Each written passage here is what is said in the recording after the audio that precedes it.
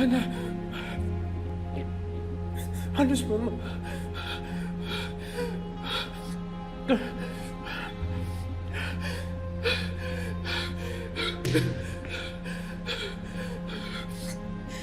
Ma'am, I'm sorry.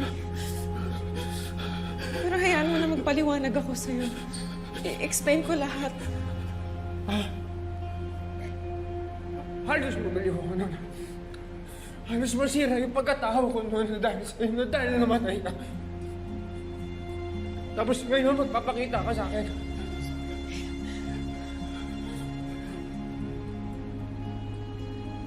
Bakit hindi ka bumalik sa akin?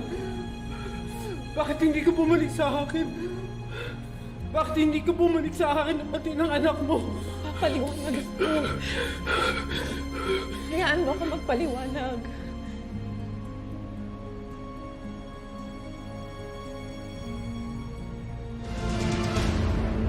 Sorry, Leon.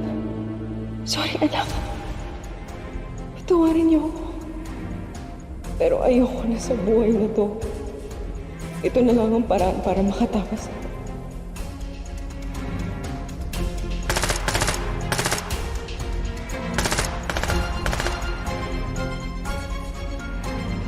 Sige! Sige!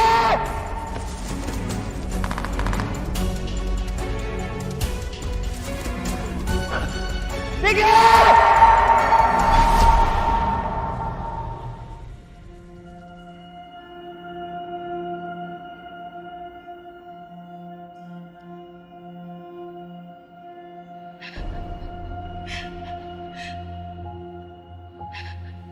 You're awake, Hannah. Thank God. I was so worried about you. No.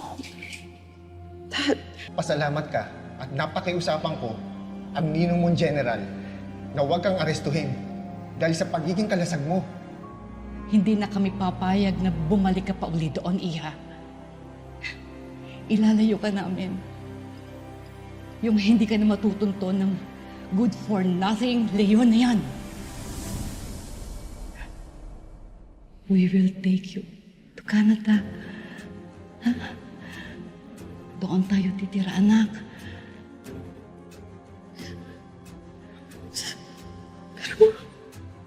Wala lang pero-pero, Hana. If you want your life back, sundin mo kami. We want you to cut off all your communications kay Leon at sa Kalasag. Just let them think na namatay ka sa engkwentro. Para hindi ka na nila guluhin. Do you understand? Anak, sige na. Sige na, please. Listen to us. Magpahinga ka na muna. Everything will be fine.